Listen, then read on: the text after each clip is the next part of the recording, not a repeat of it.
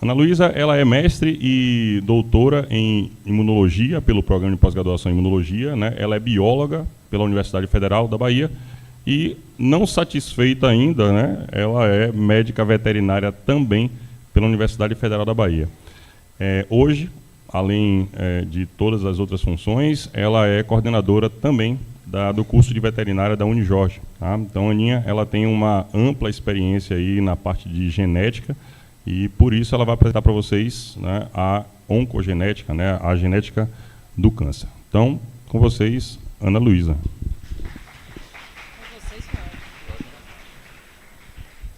Bom, boa tarde a todos. Com vocês, eu me senti subindo no palco. Bom, é um grande prazer, uma grande satisfação voltar aqui a essa casa, né? Eu sou ex-aluna do PPGim, então eu fiz meu mestrado, fiz meu doutorado aqui no PPGim, fiz a minha graduação também aqui na UFBA, neste prédio, nesta sala, eu tive aula também, então são muitas lembranças que eu tenho e são muitas lembranças boas que eu tenho daqui, tá? Então é um prazer estar aqui para poder falar um pouquinho do que eu sei para vocês, tá certo? Pode passar. Bom, acho que todo mundo sabe, pelo menos, uma definição do que seria câncer, né? Então, o que seria câncer? O que é câncer para vocês? Sem timidez. Eu estou aqui na frente e não estou tímida, então vocês também não precisam ficar tímidos. O que seria câncer? Uma lesão maligna. Alguém? Mais alguma coisa? Mais para falar mais, com mais detalhes? Proliferação celular, mais alguma coisa? Desordenada, mais alguma coisa? Em síntese, é uma lesão, e a característica principal dela é exatamente ter um crescimento exagerado, um crescimento fora do controle. Eu não sei em que ponto do curso vocês estão, mas eu sei que aqui tem alunos de graduação e tem alunos de pós-graduação, mas eu acho que é consenso, porque isso é uma das primeiras disciplinas que a gente tem dentro da área de saúde, é a disciplina de biologia celular, né? Então, acho que todo mundo sabe que o ciclo celular, ele tem uma série de pontos de checagem, de pontos de passagem, onde essa célula precisa dar uma parada, checar se tudo, todo o maquinário, todos os processos estão acontecendo da forma que devem acontecer. Estão acontecendo da forma mais perfeita possível, tá? Por que que isso é tão importante? Porque a perda dessa capacidade de controlar esse crescimento, de controlar esse ciclo celular, é um dos motivos do surgimento de células neoplásicas, tá? É só esse o motivo? Não. A gente vai ver que tem um acumulado de fatores para que isso ocorra. Então, é verdade que existe uma mutação, e essa mutação consegue determinar o câncer. Assim, ponto, acabou. Não. O câncer é uma doença multifatorial, tá? Então precisa de algumas coisas, elas precisam acontecer para que, de fato, essa célula se torne neoplásica. E o principal, não é só ela se tornar uma célula defeituosa, é ela conseguir proliferar, é ela conseguir aumentar o seu quantitativo, tá? Então a gente tem algumas questões envolvidas aí.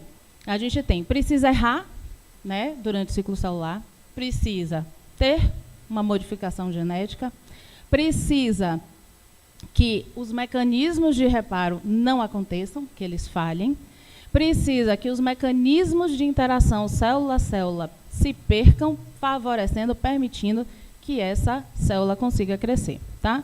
Então, um dos fatores de presença, de vizinhança de uma célula com a outra, a gente tem as células cobertas, recobertas por vários receptores. E esses receptores, eles vão indicar que do meu lado tem uma célula vizinha, do meu outro lado tem outra célula vizinha. Qual é, além de outras tantas funções que esses sinalizadores, que esses receptores têm, uma delas é essa, informar que não tem espaço. E também é informar quando esse tecido precisa entrar em divisão celular, certo? Então, vamos lá. Houve um corte na pele. Essa justaposição, essa proximidade de uma célula com a outra, ela se perdeu. Então, o que é que acontece? O organismo sabe que tem um buraco aberto e que eu preciso colocar outra célula ali no lugar. Então, a célula tem permissão para dividir, tá? Eu botei justamente a pele para diferenciar daquelas células que estão o tempo inteiro em divisão celular, certo? que são as células da medula, por exemplo, tá? Que estão se renovando o tempo inteiro. Então, quando essa célula, ela percebe que ela não tem uma vizinha e ela pode se dividir, ela vai e divide até chegar à vizinha. No tumor, vocês percebem que sempre a massa tumoral, ela cresce excêntrica ao tecido. Então, não tem espaço para ela. Ela perdeu a capacidade de perceber a sua vizinha, certo? Então, ela continua com o ciclo celular ali, permitindo que ela siga na divisão celular, tá? Mas a gente vai falar mais sobre todos esses detalhes aqui. Quer dizer, resumidamente, né? Vamos lá. Bom, então a gente tem as células normais, existem células que perderam a capacidade de dividir, existem outras que são divididas por estímulo, dividem, né, por estímulo, quando são estimuladas, e tem aquelas células que estão o tempo inteiro em divisão celular, tá? Então, normalmente, o que a gente vai ter? Um agente, um estímulo, que vai lesar, né, que vai induzir algum tipo de alteração nessa célula. Então, esse agente aqui pode ser, a gente vai ver algumas possibilidades, pode ser vírus, pode ser um agente tóxico, pode ser o tabaco, tem uma série, hábito de vida, uma série de condições que podem estimular essa célula a acumular defeitos. Então, esse agente cancerígeno, então, ele vai começar, essas células que têm essa alteração, elas começam a crescer e transferir para as suas células filhas a mesma alteração, tá? Então, vocês percebem que no tecido normal a gente não tem alteração e quando acontece o evento cancerígeno, o agente cancerígeno, o indutor, ele vai, então, fazer com que as células comecem a crescer, tanto células normais como células também com a alteração. E isso vai tomando e infiltrando o órgão até poder levar à inviabilidade de uso do órgão, de funcionamento do órgão, tá? Pode passar.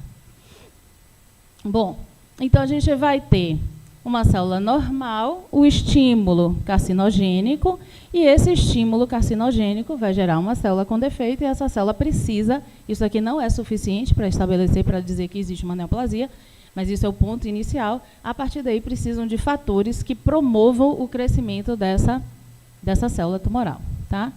Bom, então a gente tem 3 estágios para que isso aconteça. A gente tem, primeiro, tem que acontecer a lesão, tem que acontecer o estímulo que vai induzir a uma alteração no material genético da célula. Depois a gente vai ter fatores promotores, que vão fazer com que aquela célula alterada, ela cresça. E cresça, e cresça, e cresça, e entre em divisão celular sempre para estar fazendo o aumento do quantitativo de células defeituosas, tá? E a última e a pior fase, que não acontece em todos os tumores, nem todos têm essa característica, que é essa célula se desprender do seu tecido original, ganhar a corrente sanguínea e daí passar a crescer em outro tecido externo àquele que deu origem a ela, tá? Então, mesmo de dizer que a mulher, ela tem um câncer de mama, as células que estão com o defeito são da mama, e você encontra células da mama com esse defeito lá no pulmão. Então, quando você encontra isso em outro sítio anatômico, é porque houve metástase, tá? A gente tem mecanismos de controle para isso daí. Eu não sei se, acho que isso é de conhecimento geral, mas num tumor de mama, por exemplo, existem algumas situações onde a terapia precisa ser feita, se for fazer radioterapia ou se for fazer a excisão do tumor, às vezes precisa ser feita também a retirada do linfonodo axilar, tá? Por que precisa tirar o linfonodo axilar? Porque esse é o linfonodo sentinela da região. Então, essa célula tumoral, dentre os fatores que eu falei para vocês, ela ainda tem que ter capacidade de escapar do sistema imunológico, tá? Então, o sistema imunológico vai estar lá tentando matar essa célula alterada, matar essa célula que, para o sistema imunológico daquela criatura, daquela pessoa que está com o tumor, é uma célula estranha, porque ela vai perdendo as características dela. Por outro lado, a gente vai ver que os tumores, eles se disfarçam para que não sejam percebidos pelo sistema imunológico, tá? Então, em algumas situações, é necessário também retirar essas células cancerosas que estão ali no linfonodo axilar. Pode passar. Bom, então a gente vai ter a primeira etapa, que vai ser a iniciação, onde o agente indutor de mutação, não vou nem usar a palavra mutação, o agente indutor da alteração maléfica, tá? Da alteração que não é interessante para essa célula, ele precisa agir e induzir, então, essa alteração na estrutura do DNA. Pode passar. Depois, eu preciso que essa célula seja estimulada a proliferar. Tá? Então, o que pode estimular uma célula a proliferar? O primeiro pensamento, hormônio. Tá? Então, os hormônios, eles vão favorecer que essa célula entre em divisão celular. Os hormônios são mensageiros químicos e eles têm essa característica de levar uma informação e uma dessas informações é fazer o quê? Cresça e se divida, certo? Hormônio fácil de pensar que tem essa ação, o hormônio do crescimento, tá? Então, o hormônio do crescimento, ele é sintetizado, ele é liberado em grandes quantidades durante a fase de crescimento de qualquer indivíduo. Depois, esses níveis têm que diminuir. Ele tem uma função fisiológica? Tem. Uma função fisiológica outra? Tem. Descobriram essas funções fisiológicas outras, né, do hormônio do crescimento, que uma delas é interessante para quem quer diminuir a quantidade de gordura no corpo, né? Então, muitas pessoas que querem ficar bombado, malhado, né, elas usam esses hormônios, né, para poder fazer isso, para secar, para diminuir a massa gorda, para diminuir o percentual de gordura. Só que percebam, todos os dias a gente está fazendo células cancerosas. Todos os dias. Todos os dias, quando acontece uma divisão celular, existem células que erraram durante o processo, que não fizeram a cópia correta do DNA, que não fizeram a transcrição correta, né? Então, essas células, elas precisam morrer. Elas não precisam ser estimuladas a crescer. Elas precisam morrer. Então, o organismo induz a apoptose, né, a morte celular programada dessas células, para que isso não cresça. Existem outros fatores, existem os sistemas de reparo de DNA para consertar a situação. Então, existem várias situações para não deixar essa célula crescer. Mas, se eu promovo, se eu dou, se eu ofereço para esse organismo, de forma exógena, o hormônio do crescimento, vocês concordam que pode ser que esse hormônio caia justo no momento em que eu deveria estar impedindo o crescimento e agora eu estou estimulando o crescimento de uma célula, certo? Claro que isso não vai acontecer assim, eu usei uma vez e isso aconteceu. É sempre algo que é, por isso que tem essa característica também, né? O câncer é uma doença de curso lento. Então, quando você descobre, muitas vezes aquilo já estava se arrastando por anos, e aí quando você descobre, tem a impressão de que foi rápida a evolução para a piora. Mas é uma doença que tem a característica de ser de curso lento. Pode passar. E, por fim, essas células progridem e essas células, então, podem tomar completamente o órgão, inviabilizar a função normal do órgão, interferir na sinalização celular, interferir no funcionamento normal do órgão e estimular outras células a se dividirem de forma desordenada também, tá? E o pior de tudo é quando ela escapa disso daí, escapa do sítio anatômico onde ela foi gerada, cai na corrente sanguínea e aí vai começar a crescer em outros pontos. E isso é ruim por quê? Porque aí você perdeu completamente o controle, você não sabe onde elas estão, e aí a possibilidade de piora, o curso dessa doença, o prognóstico dessa doença piora bastante. Tá? Pode passar. Bom, mais uma figura só mostrando tudo que eu já falei, tá? Então a gente tem células normais, elas normalmente entram em divisão celular, elas fazem a divisão celular normalmente, elas têm os erros, elas passam por pontos de checagem e elas são, então, mortas quando tem alteração no DNA ou quando tem alguma alteração em qualquer um dos mecanismos do maquinário celular, tá? Ou do próprio maquinário, estruturas do maquinário celular. Quando existe uma célula mutada, uma célula com lesão no DNA, e essa célula recebe estímulo para crescer, ela vai crescendo, crescendo, crescendo, recebe esse estímulo para entrar em divisão celular, continua em divisão celular. Em algumas situações, esse estímulo é endógeno, né, da própria mutação que aconteceu na célula. Então, a própria célula, ela perdeu a capacidade de fazer o controle do ciclo celular e é estimulada a se dividir, tá? Mas a gente vai ver esses exemplos mais lá na frente. E percebam o que eu falei para vocês, a massa tumoral, ela cresce sempre excêntrica ao tecido, não tem espaço para aquela célula. Ela está crescendo ali, forçando a entrada dela e a permanência dela ali, tá bom? Pode passar. Bom, então, as células tumorais, elas têm algumas características, tá? Elas escapam de tudo que se tentou fazer para que elas não estejam ali. Então, ela tem resistência à morte celular, então elas entram numa senescência eterna, então elas perdem a capacidade de morrer. Então, as cascatas, as caspases, todas as cascatas de apoptose, de indução de apoptose, não funcionam. Não estou dizendo que isso é 100%, obviamente, né? Mas as células cancerígenas, elas podem ter essa característica, tá? Então, elas são, boa parte delas, imortais, tá? Então, a gente coloca que elas têm imortalidade celular. O dano no DNA, isso é um pré-requisito também. Estresse mitótico, elas estão sempre sendo induzidas a entrar em divisão celular, tá? Entrar em mitose. Instabilidade genômica, existem estudos, existem trabalhos onde você pega um mesmo tumor e aí você vai fazer cariótipo desse tumor, você vai fazer outras análises, né, de biologia molecular desse tumor e você percebe que dentro da mesma massa, dentro daquele mesmo tumor, você tem células completamente diferentes, inclusive com número de cromossomos diferentes, tá? Então, elas têm uma instabilidade genômica muito grande. Isso é bom ou é ruim? Para elas é bom, para a gente é péssimo. Para o organismo, né, o do hospedeiro é péssimo. Por que para elas é bom? Quanto mais variável for, quanto maior a variabilidade, maior o grau de sucesso, tá? O que essa variabilidade traz de sucesso para essa célula cancerígena? Eu vou entrar com a medicação, né? Eu vou tratar, eu vou entrar com uma quimioterapia. Eu vou fazer alguma coisa para conter essa célula.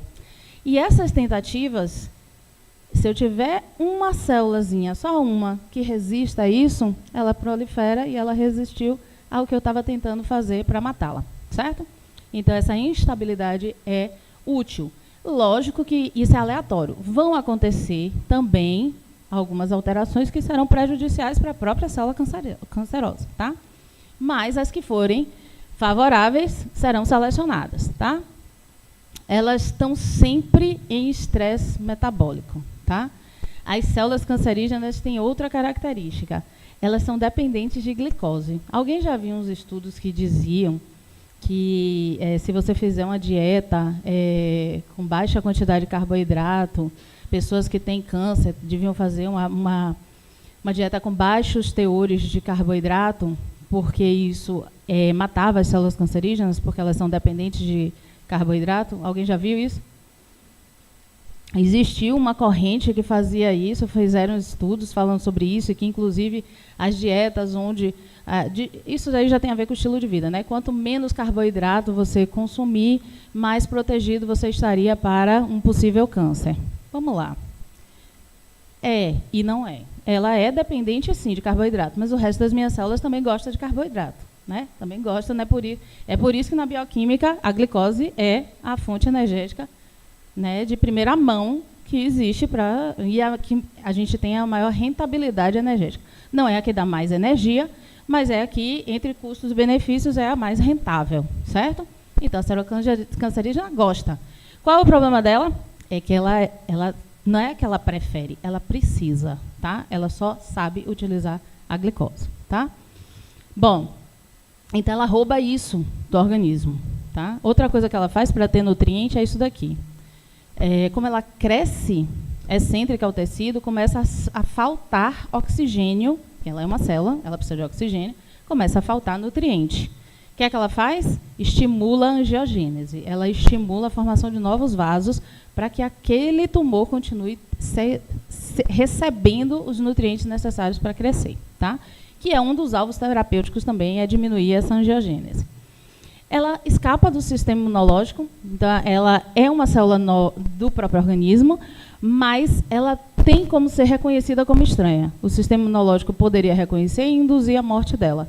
Mas ela tem mecanismos, por causa dessa instabilidade aqui genômica, ela acaba adquirindo algumas características e consegue se camuflar dentro do organismo. E aí o sistema imunológico não consegue induzir a morte dela, não consegue matar, tá? E a invasão tecidual e a metástase, que também são características do câncer. Pode passar. Bom, qual a origem? Pode passar. É uma doença multifatorial, mas que tem uma origem genética, tá? A origem genética ela não é suficiente. Não é só isso que vai determinar a doença, certo? Mas esse componente é importante. Ser genética, ter origem genética é diferente de ser herdada, certo? Ok? Então, a origem genética é uma coisa e não necessariamente precisa ser herdada, tá? Ela pode acontecer sem eu ter nenhum caso na família de câncer, tá? Ok? Bom, então a gente vai ter fatores genéticos que vão condicionar essa doença. A gente vai ter fatores epigenéticos, que a gente vai falar mais lá na frente, que aí já é a parte de regulação da expressão, tá? Gênica. E a gente vai ter os fatores ambientais. Pode passar. Entre os fatores ambientais, a gente vai ter uma série de situações e substâncias que podem induzir a uma célula se transformar em cancerosa e desenvolver um câncer, tá? Desenvolver uma neoplasia. O fumo, se sabe que tem mais de 50, né, mais de 50 substâncias cancerígenas. Essa cordinha. Tem mais de 50 substâncias cancerígenas, potencialmente cancerígenas. Mas existem pessoas, por exemplo, que fumaram a vida inteira e nunca tiveram câncer de pulmão, enquanto tem outras que nunca fumaram e tiveram câncer de pulmão. Então, é causa suficiente? Não, não é causa suficiente, mas é uma causa que colabora, corrobora, tá? Álcool, a mesma coisa, tá? Dieta. Dieta, aí já existem vários estudos mostrando que a dieta está muito associada também a essa aqui, tá? A obesidade. A pessoa que tem uma dieta, isso em geral, né? Não vou dizer que também acontece sempre, mas geralmente quem come mal gosta de ter uma vida mais sedentária e ou tem sobrepeso ou, né, tá caminhando para a obesidade ou já está com obesidade, certo? Então, acaba que isso daqui acaba acontecendo geralmente junto com isso daqui, tá? Então, obesidade, vida sedentária e maus hábitos alimentares acabam acontecendo juntos, certo? Então, tudo isso junto, e principalmente a obesidade, vai levar com que essa pessoa, uma pessoa com muito tecido adiposo, é uma pessoa inflamada, tá? O tecido adiposo, há muito tempo se achava que o tecido adiposo ele era só gordura, só reserva energética. Mas já se sabe há algum tempo também que não, ele é metabolicamente ativo. Inclusive, ele é produtor de uma série de hormônios. E, inclusive, ele condiciona o seu apetite a continuar comendo mais ainda e a continuar enchendo os adipócitos, tá?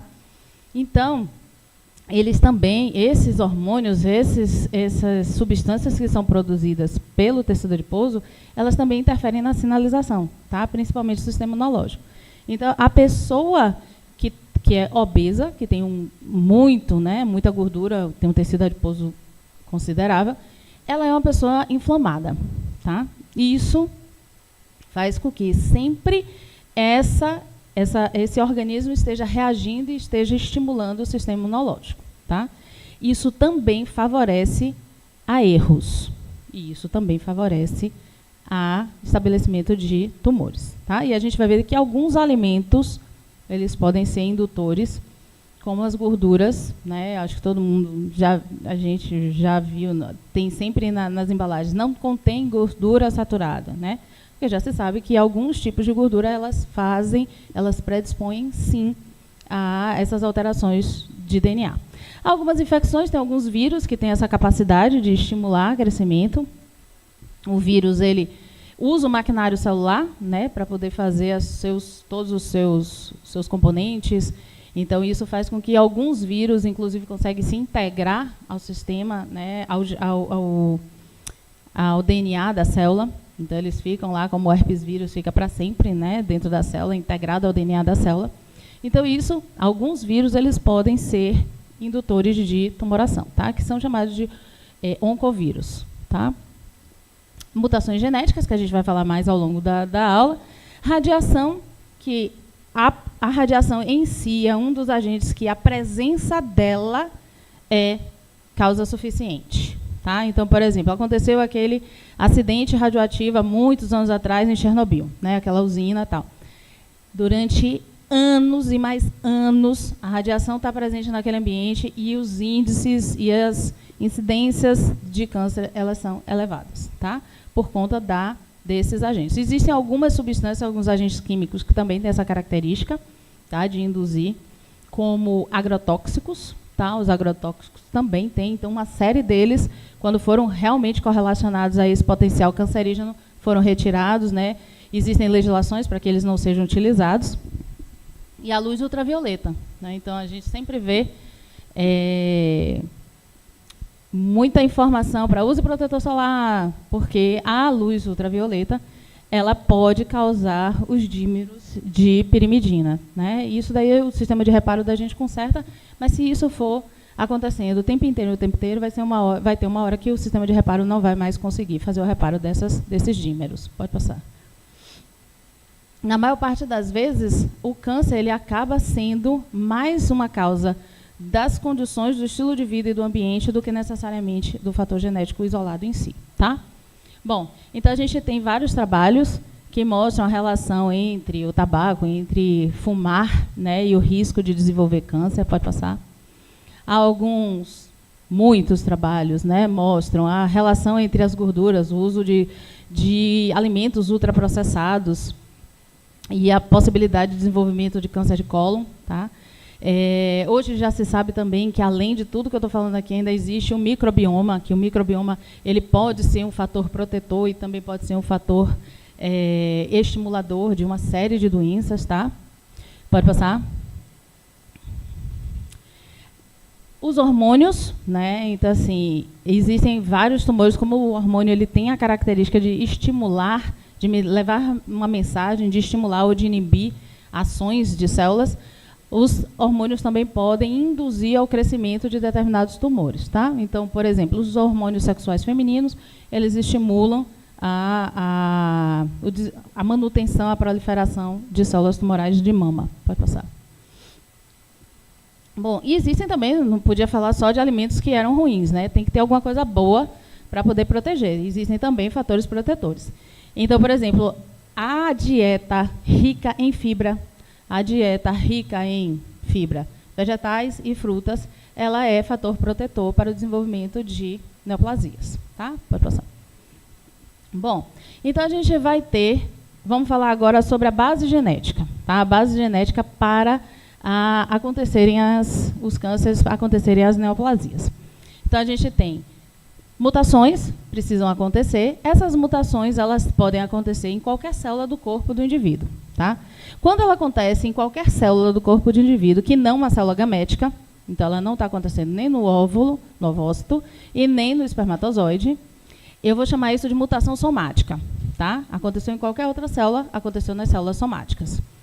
Essa mutação, esse erro, né, que não foi corrigido, acabou virando um erro, ele não é transmitido para a descendência, beleza? Então, aconteceu um erro, é um dano genético, mas não transmite, não é herdável, ok? Mas se essa mutação acontece nas células gaméticas, então, se ela acontece ou no ovócito ou no espermatozoide, essa mutação vai ser transferida a seus descendentes, beleza? Ok? Dúvida? Para passar. Bom, existem as mutações de novo. O que é a mutação de novo? É aquela mutação que ela não tem uma origem anterior. Ela é nova, totalmente nova, tá? Então, os pais não têm aquela alteração. Então, não existe aquela mutação na família. Mas esses pais tiveram 3 filhos. 2 não tinham a mutação, mas 1 tem. Então, aconteceu nele, certo? Essa é uma mutação de novo. Ele não herdou de ninguém, beleza? Ok? Pode passar. Bom, essas mutações, elas podem acontecer e podem trazer significados diferentes a depender de onde elas estão acontecendo, quantidade e o tipo, né, de mutação que está acontecendo. Bom, a gente tem a mutação chamada de mutação silenciosa. O que é que a gente tem na mutação silenciosa? Aqui, tá vendo? A gente vai ter... Passa aí. Não, pode voltar. Aqui, nessa terceira coluna aqui, tá? A gente teria originalmente a adenina pareando com a uracila, tá? Mas aconteceu durante a replicação, aconteceu uma alteração. Ao invés de estar aí nesse lugar uma adenina, está uma guanina, tá? Então aqui é o DNA original e aqui é o DNA mutado. Foi só um nucleotídeo que foi alterado. Esse único nucleotídeo alterado não gerou a mudança na proteína que vai ser codificada, tá? Então, o que é, antes de tudo isso, né? O gene vai ser aquela sequência de DNA que codifica uma proteína, certo? E a gente tem dentro do genoma, a gente tem dentro dessa molécula de DNA, que é uma molécula gigante dos seres humanos, a gente tem uma série de sequências que não codificam nada, tá? Que são chamadas de intron. Tem uma função estrutural, tem outras funções, mas elas não são codificantes, elas não vão codificar uma proteína. E a gente tem os exons, que são as sequências que realmente vão codificar uma proteína, tá? Então, dentro dessas sequências, eu vou ter a alteração aqui, essa alteração aqui. Ela pode, e ela vai ser chamada de silenciosa, porque ela não alterou o aminoácido que deveria estar ali naquela posição na proteína. O padrão de leitura do ribossomo, né, e do RNA transportador é um padrão de leitura em trinca. Então, se eu tenho um erro aqui e essa trinca não muda, essas 3 letrinhas não mudam dentro do meu padrão de leitura, eu não substituo esse aminoácido. Então, a proteína codificada ficou igual. Tem um erro? Tem. Mas ele não vai ser percebido porque ele vai ser expresso uma proteína normal, certo? É mutação. Mas a gente vai chamar ela de silenciosa. Por quê? Porque ela não alterou o padrão de leitura durante a transcrição e a tradução, certo? Durante a tradução, beleza? Bom, a gente vai ter aquelas mutações que são chamadas de mutações de sentido trocado, que aí é o oposto da silenciosa. A alteração de um único nucleotídeo gerou alteração no padrão de leitura e substituiu aquele aminoácido por outro aminoácido. Ou seja, agora essa proteína, ela é a proteína original? Não. Ela agora é uma proteína alterada, certo? Ok? Pode passar. Bom, a gente vai ter as mutações sem sentido, que são aquelas que existem, né, no padrão de leitura para fazer a tradução de uma proteína, existem aqueles códons de terminação. Então, essa alteração gerou um códon de terminação. Então, ali ainda ia ter aminoácido sendo adicionado. Só que a mutação gerou um códon de terminação e acabou a proteína ali. Ou ela não foi sintetizada completamente, ou está sendo sintetizada uma que tem uma função diferente, ou ela até é funcional. Mas deu uma parada ali no padrão de leitura, tá? Mutação na matriz de leitura. Essa mutação, ela pode ser a inserção de um nucleotídeo, como pode ser a deleção de um nucleotídeo. Tanto inserção como deleção podem alterar o padrão de leitura e, assim, colocar aminoácidos diferentes, tá? Esse daqui, alteração na matriz de leitura, pode fazer toda a proteína ser diferente, porque o padrão de leitura ele muda de lugar e aí todas as trincas mudaram. Entenderam? Então, na hora que eu coloquei um a mais, eu tinha 3, 6, 9. Agora, eu coloquei um a mais, eu vou ter 3, 6, 9, mais um vai sobrar. Um nucleotídeo vai sobrar. Eu mudo todo o padrão de leitura da proteína toda que vai ser feita, tá? E a deleção é a mesma coisa. Ok? Pode passar. Bom, a gente tem, e esse daqui é um alvo terapêutico, inclusive, isso daqui foi o meu trabalho de doutorado, são os polimorfismos de único nucleotídeo, tá? Os polimorfismos de único nucleotídeo, eles são alvos de terapias, né? Então, existem vários fármacos, né, que eles são desenvolvidos para essas situações onde a pessoa que tem determinada doença, a gente consegue prever, identificar esses polimorfismos e prever se aquela pessoa tem maior susceptibilidade para resposta terapêutica ou menor susceptibilidade para resposta àquela mesma terapia, tá? Existem várias drogas que elas são desenhadas, elas foram estudadas para os indivíduos que têm aquele polimorfismo genético, tá? Então, tem vários tumores que já têm uma série de polimorfismos genéticos bem estabelecidos, e as drogas são classificadas. Não, esse daqui faz efeito na mutação tal. Essa droga não faz efeito na mutação X, certo? Ok?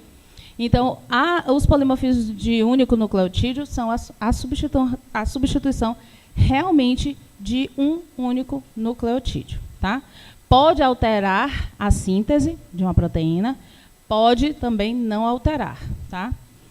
E esses polimorfismos acontecem em genes do sistema imunológico, em genes de citocinas. Então, existem esses polimorfismos acontecem em vários sítios anatômicos, tá? Em várias células e vários genes. Pode passar.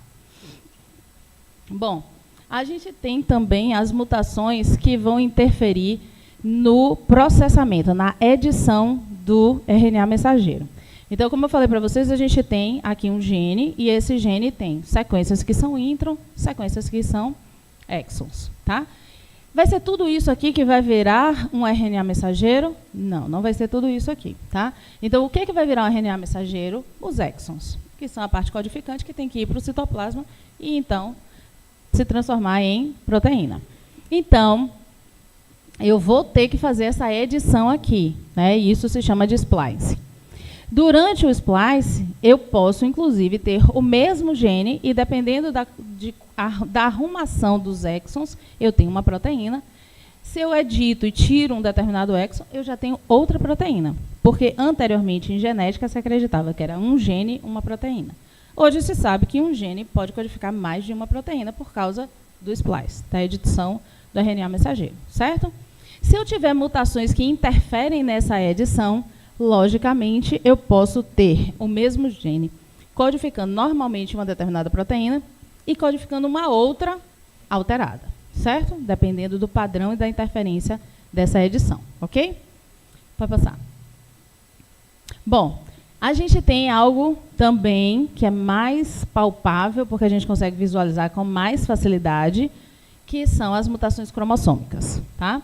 Então, as mutações cromossômicas a gente vai ter cromossomos que perderam pedaços, cromossomos que tiveram inserção de pedaços, cromossomos que tiveram troca de pedaços, certo?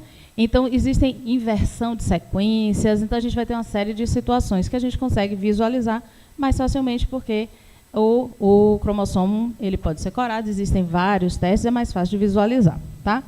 Mas, assim, todos os cânceres vão ter uma mutação cromossômica visível para a gente, para facilitar a vida? Não, tá? A maior parte realmente é biologia molecular, tá? Bom, então, em algumas situações, a gente pode ter, inclusive, isso daqui, cromossomos em anel. Ele sofre quebras de um lado, seções do outro, e as bordas, as pontas, sentem uma atração química e aí se dobram e viram um anel, tá? A gente pode ter situações, isso aqui existe muito em tumor de mama, tumor de pulmão, tá? Vários tumores têm sido identificados nessas situações, que são os double monods, que são sequências de DNA, pequenos cromossomos, pequenas sequências de DNA extracromossômicas, tá? Dentro do núcleo em alguns tipos de tumores, certo? E a gente vai ter, em muitas situações, quando a gente tem inserções, deleções, duplicações, a gente vai ter pedaços do cromossomo hipercorados, tá? Vai passar. Bom, um exemplo, né, é esse daqui, o cromossomo Filadélfia. O cromossomo Filadélfia é um cromossomo que ele é um marcador, né, genético para leucemia. Então, o cromossomo Filadélfia, ele traz um prognóstico reservado para esse paciente, tá? Acontece a translocação entre o cromossomo 5 e o cromossomo 22. Então, eles trocam pedaços e isso gera um gene, que é esse daqui, BCR-ABL, que existe uma terapia para essa mutação, tá? BCR-ABL. Então, quem tem a mutação BCR-ABL recebe terapia X, quem não tem, recebe terapia Y, certo? Pode passar. Bom, então a gente tem, como eu falei para vocês, dentro do ciclo celular, a gente tem pontos de checagem durante todo esse ciclo celular. Esses pontos de checagem, eles podem falhar. Inclusive, algumas células tumorais, elas têm a mutação exatamente nos genes que fazem as checagens do ciclo celular, certo? Então, a gente tem genes que a gente vai chamar de genes supressores de tumor, que são aqueles que vão induzir correção, reparo do DNA, são proteínas que vão fazer paradas de ciclo celular, são proteínas que estimulam a morte celular. Esses são os protetores, os supressores de tumor. E a gente tem outras sequências que a gente sabe que são genes que, quando acontece o erro nesses pontos, eles vão mais facilmente promover o crescimento daquela célula, e a gente chama isso de oncogenes, tá? Então, esses oncogenes, eles vão facilitar a proliferação celular. Obviamente que eles têm que estar ligados à produção, ao crescimento, à divisão celular, certo? Pode passar. Bom, por exemplo, a gente tem no câncer de mama, uma série de sinalizadores, tá, na superfície da célula. Esses sinalizadores, essa molécula aqui, as células normais, elas têm essa molécula aqui, esses receptores, numa quantidade menor, tá? Esses sinalizadores aqui, que essa sinalização se chama, essa molécula se chama de HER. Essa molécula, esse receptor, ele estimula a proliferação. Então, este gene que gera essa proteína, que é um receptor, uma sinalização para estimular o crescimento da célula, a divisão da célula, se ela cresce, se eu tenho um defeito, uma mutação no gene que codifica o receptor HER, eu vou estimular o crescimento de células quanto mais receptores eu tiver na superfície da célula, tá? Então, uma célula normal tem uma quantidade X, que é para estimular o crescimento daquela célula, que é para estimular a divisão daquela célula. Quando essa célula desenvolve uma mutação nesta proteína, no gene que vai codificar essa proteína, essa superfície celular vai ficar repleta desses receptores. E essa quantidade de receptores induz a célula a se dividir e a crescer, tá? Essa é um dos genes relacionados ao câncer de mama, o HER, tá? Tem também BCR também. Pode precisar. Bom, a gente vai ver também que existem os protetores, os supressores de tumor, tá? Por exemplo, a proteína P53. A proteína P53 é a mais conhecida, né, como um grande sentinela do ciclo celular. E muitas mutações, elas acontecem no gene da proteína P53. O que acontece quando a mutação acontece no gene da proteína P53? É que ela deixa de fazer a ação dela. Qual é a ação dela? Parar o ciclo celular, mandar reparar DNA, se houver lesão no DNA, estimular o sistema de reparo, o maquinário de reparo para reparar essa lesão e depois deixar seguir o ciclo celular. Ou parou, checou, tentou reparar, não reparou, induzir a morte celular. Quando existe uma falha, quando existe uma mutação justo neste gene que faz isso, o que é que vai acontecer? Está com defeito e vai seguir com defeito. E vai replicar com defeito. Certo? Beleza? Vai passar. Bom, como eu falei para vocês, existem inúmeras teorias, né, e isso vai ser, e será alvo de estudo, né, que é como é que surge uma célula neoplásica, certo? Bom, se eu já disse que não necessariamente precisa ser herdada, então, mas que isso também não é causa suficiente, apenas um evento lesivo, né? Então, como seria isso? Existe essa teoria aqui, que é a hipótese dos dois eventos, tá? Então, o que é essa hipótese dos dois eventos? A hipótese dos dois eventos é que acontece em algum tempo, em algum momento da vida da pessoa, acontece uma mutação. Aconteceu uma mutação durante a divisão celular. Gerou um tumor? Não, tá? Precisa acontecer alguma coisa a mais. Pode passar. Mas, de modo geral, a segunda coisa que vai acontecer vai ser um estímulo do ambiente, tá? Então, existem células que estão errando todos os dias, mas eu tenho uma mutação na proteína P53, mas eu não me exponho ao sol. Então, toda vez que eu fico exposta ao sol e eu tenho a exposição aos raios ultravioletas, eu faço dímeros de pirimidina. A P53 consegue desfazer isso, mandar corrigir isso. Mas, se eu tenho um defeito na P53, eu não vou conseguir fazer isso. Mas vocês concordam que se eu não fizer a exposição ao sol, eu não vou fazer o dímero? Certo? Então, precisa que aconteça um evento? Sim, mas precisa que aconteçam outros também para que aquilo prolifere, certo? Essa é a hipótese dos 2 eventos.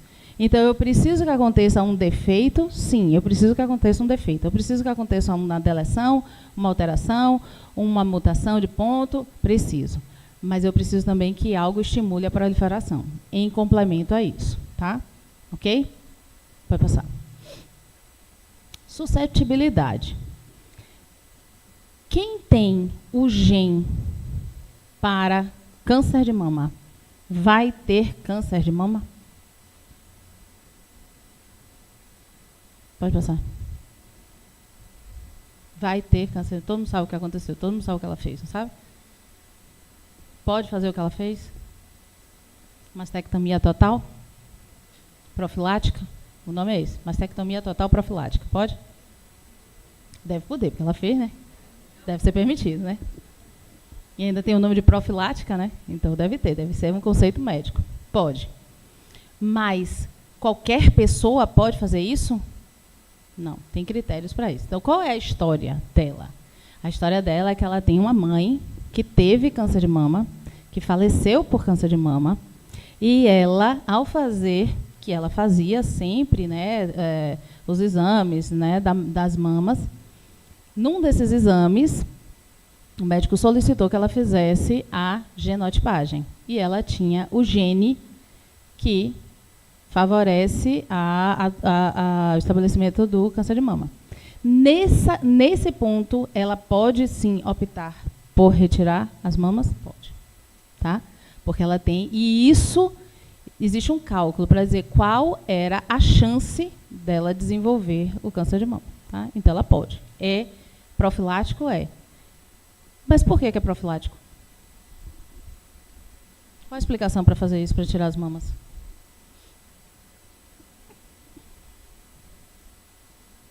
O câncer é de mama. Se não tiver a célula, não tem o câncer. Certo? O câncer não é de intestino. Então, precisa existir as células da mama. Senão, não acontece o câncer. Certo? Então, se eu tiro esse tecido, eu não tenho como mais esse gene se expressar, porque não tem mais a célula com esse tecido, com esse gene. Certo? Com essa mutação. Beleza? Não tem o tecido para que aquilo se favoreça. Tá? Ok? Mas esse mesmo gene também está relacionado ao câncer de útero e de ovário. Tá? Então, também ela pode ainda ter algo no trato reprodutivo. Tá? Vou passar. Bom, então, a susceptibilidade é uma possibilidade de. É o primeiro evento. Você já herdou o primeiro evento. Mas, se você não fizer, se você não tiver ambiente para proliferar, pode ser que você não tenha aquela doença, aquela neoplasia. Certo? Ok? Existem outros estudos que são relacionados aos mecanismos de regulação gênica, que são os mecanismos epigenéticos. Tá? Esses mecanismos epigenéticos, a gente vai ter o padrão de compactação do material genético. Então, assim, a gente tem o material genético, o humano, por exemplo, tem quase 3 metros de comprimento e está dentro de uma célula microscópica com um núcleo menor ainda. Como é que ele coube ali dentro? Certo? Esse cromossomo, ele é DNA associado com proteínas histona. As histonas, elas vão enrolando o DNA, enrolando, até que ele fica tão compactado que ele fica bem pequenininho, tá? Só que, quando eu preciso fazer transcrição, tradução, seja lá o que for, eu preciso desenrolar esse negócio. Eu preciso desenrolar esse DNA, certo? Então, as áreas onde a gente tem as histonas ali, elas são áreas que eu não consigo fazer transcrição, certo? Não consigo fazer transcrição. Então, existem mecanismos onde a gente vai colocar, quer dizer, na verdade, a mutação, a célula cancerígena, ela vai colocar genes importantes, por exemplo, de protetores, né, genes protetores do ciclo celular, ele estimula a compactação para aquela área ficar inacessível para a transcrição. Se está inacessível para a transcrição, não tem RNA mensageiro, não tem a proteína P53, por exemplo. Certo? Entendido? Aquela área ela fica fechada dentro desse setor, dentro dessa área compactada, e não é liberado para poder ser transcrito. tá? E aí o gene não vai ser transcrito, ok? Essa é uma forma de regulação, e é uma forma de regulação normal. Existem vários genes que estão assim, e aí eles mudam o padrão de distribuição das histonas para poder fazer a transcrição. Mas existem alguns mecanismos epigenéticos que são utilizados para o oposto, para que a célula tumoral ela se estabeleça, tá?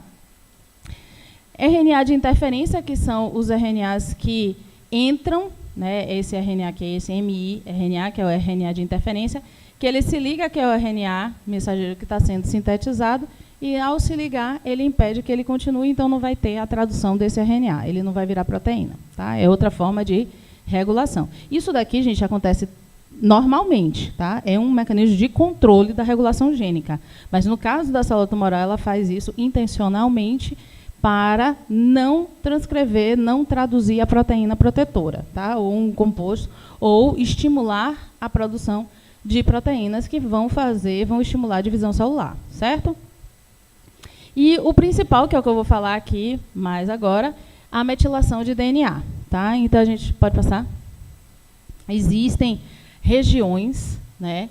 A gente tem aqui, para que aconteça uma transcrição e, consequentemente, uma tradução, a gente vai precisar que algo sinalize qual é o gene que tem que ser transcrito, tá? E isso existem lá sequências chamadas sequências promotoras, tá? O promotor gênico. Então, na frente do gene tem lá uma sequência que é o promotor gênico. Aquele promotor ele precisa ser ativado, ele precisa liberar a transcrição daquele segmento, certo? Então, uma forma de controle da expressão gênica é estar o tempo todo regulando esse promotor para ele ou promover ou não promover a transcrição. Essa é a ação dele, certo? Então, eu tenho regiões aqui, logo antes, aqui é o promotor, logo antes do promotor, eu tenho regiões que em muitos tumores isso daí já está bem estabelecido, acontece a metilação dessa região. Pode acontecer do próprio promotor, como pode acontecer pouco antes do promotor. Quando faz metilação e hipermetilação da região, eu inibo a transcrição daquela região, tá? Então, a hipermetilação é uma forma que o tumor tem de impedir, as células neoplásicas têm essa mutação, para impedir a secreção, a transcrição, a tradução de uma proteína protetora, tá? Ok? Se houver o contrário, uma hipometilação, aí vai induzir que aquela proteína ela seja traduzida, que aquele RNA ele seja transcrito, certo? Geralmente, o que acontece na célula cancerígena, ela inibe, hipermetila as sequências de genes protetores, de genes supressores, e estimula a produção, a tradução de proteínas que são promotoras de crescimento, tá? Pode passar. Bom, então a gente vai ter, normalmente, a gente tem, em todo o DNA, a gente tem regiões de hipermetilação, regiões de hipometilação. A célula, né, a célula neoplásica, dentro de um tecido neoplásico, a gente vai ter essa hipermetilação em regiões específicas. Que regiões específicas seriam essas?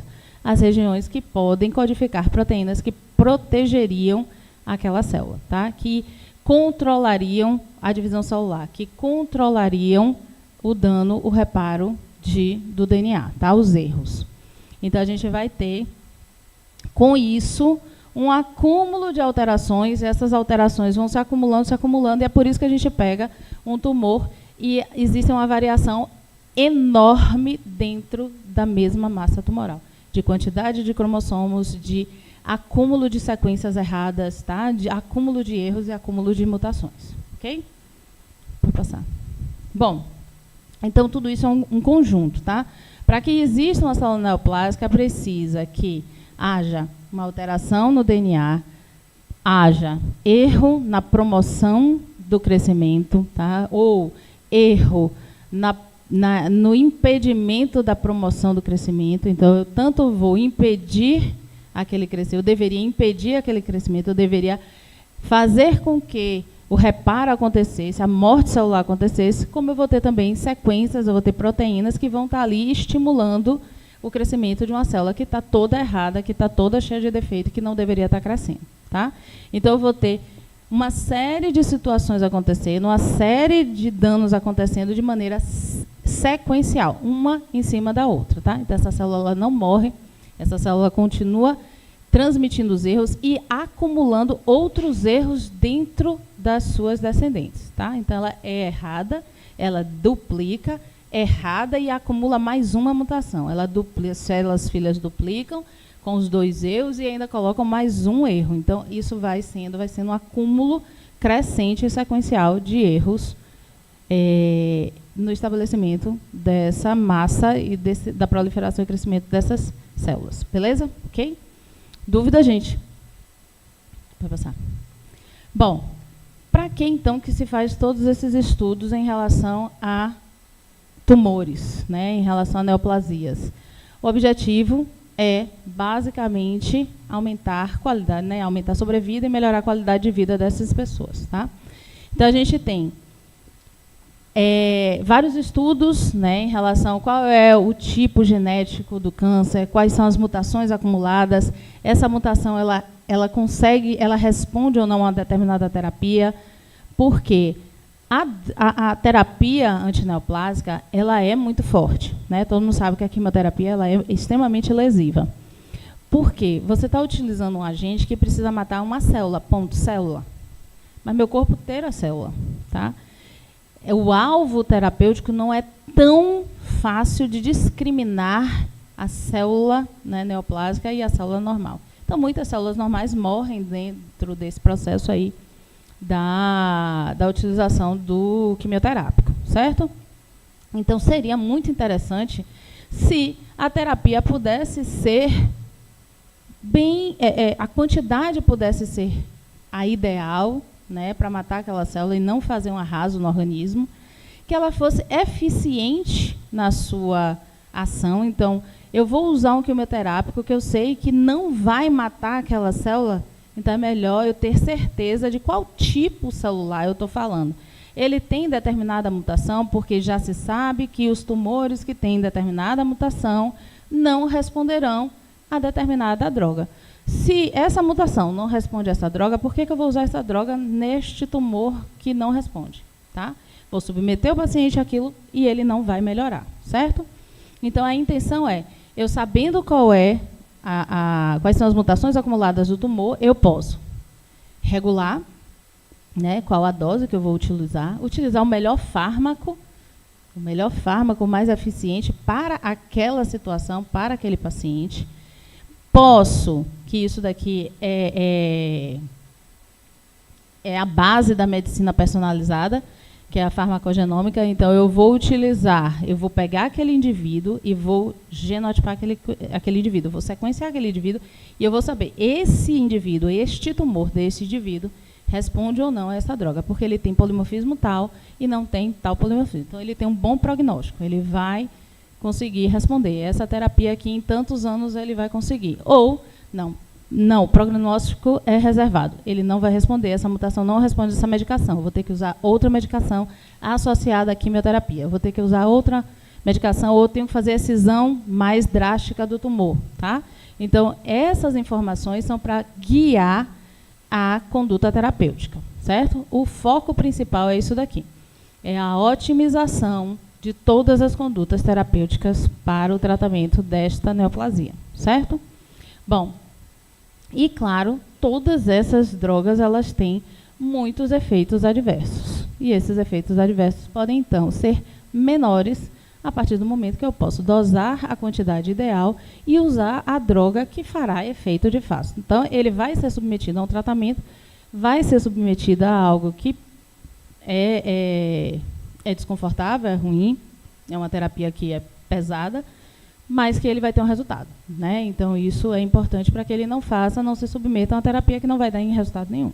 Certo? Dúvidas? Pode passar.